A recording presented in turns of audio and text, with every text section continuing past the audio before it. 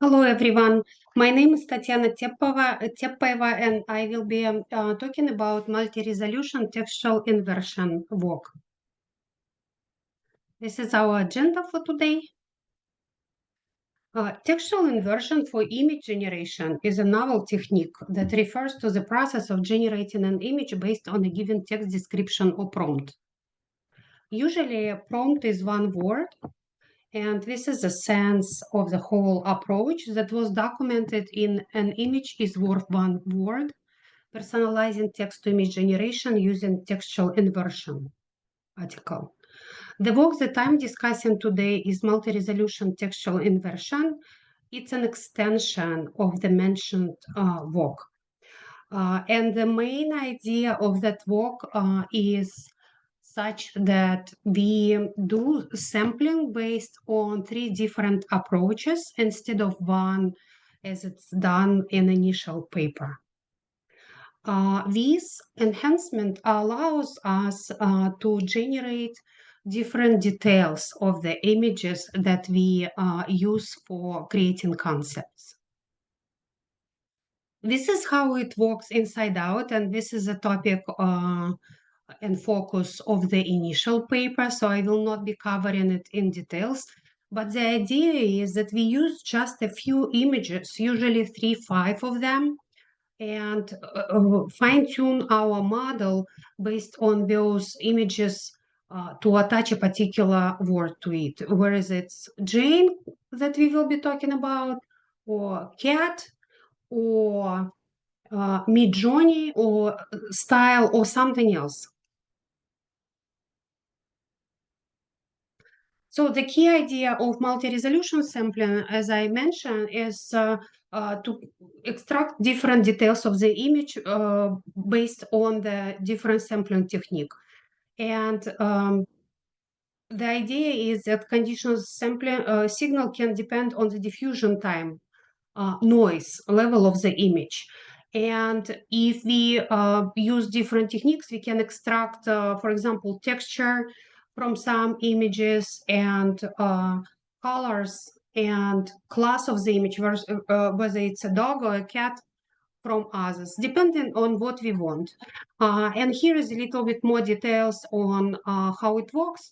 It's defined in terms of the value of t and how it's applied. So here are outputs of different sampling techniques that this paper proposes. So on the top, we have fixed resolution sampling applied. Then in the middle, it's semi-resolution sampling technique applied. And at the bottom, fully resolution sampling applied. So what they did is tried 0, 3, 5, 7, 9 and applied them corresponding to the sampling technique. So we see that 0, it's the texture one, so the most detailed, and we can see that on all of the techniques we can have more detailed images in terms of the texture.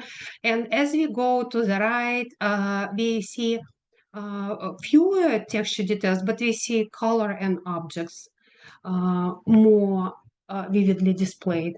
It's not always like that, but this is the idea. And here is another view. I applied a hamster image in a style of Jane that we just saw. And what I did, I looked at 0 and 9s for each 3 sampling techniques. And 5 images is just generated to demonstrate more example and not just one. So we can see, so for example, within fixed resolution dependent sampling, those 5 images in concept of Jane with prompt index 0. So those 5 images are supposed to give us more texture versus the same sampling technique, but with the prompt index of 9 here, where we can see image class of the image and or color. And it seems to be true that we don't see that much texture here as we saw on the higher line. If you look at other resolution techniques, like it stands true, I think, for the one down below, fully resolution. For the semi-resolution, I think that concept Jane was not really transferred to those images, so there was something going on. However, with zero, it worked just fine. We can see texture well. So this is the idea of the enhancements that they proposed. So there are more variations around applications and how we want to generate style concept and such. So when I try to create recreate images with Jane concept and use some simple prompts, this is what I got. So this is generation of the animals without applying any concept. And they're all images, including this one. It's not a real animal, but it's some kind of craft or cookie of the animal. The rest are like photos. But when we apply style, we see that those are more like mosaic and cartoonish.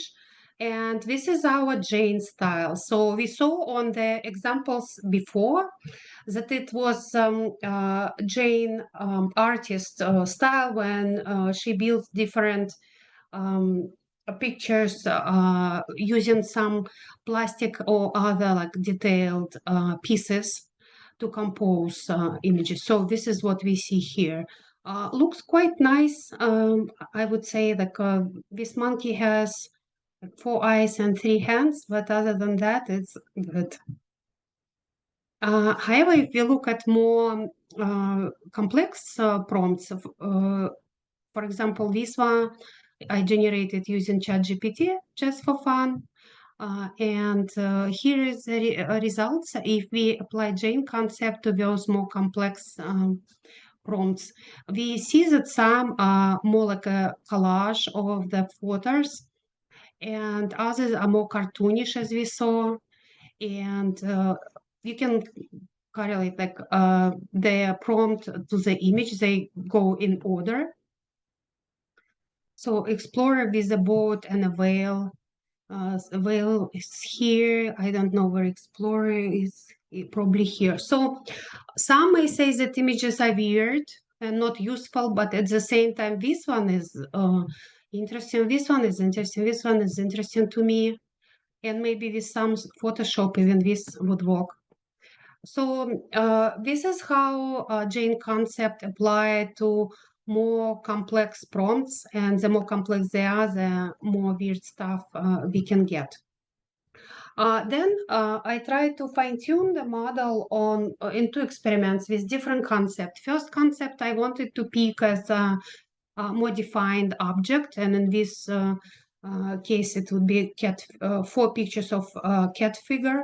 And then when I fine-tune model on those images, I created concept cat figure and generated hamster easy images in a style, not Jane as we did before, but cat figure. And we see some nice, a few nice, and we definitely see some issues on those images as well. So then I was thinking about trying more abstract concept. Not cat figure, but something like neurographics.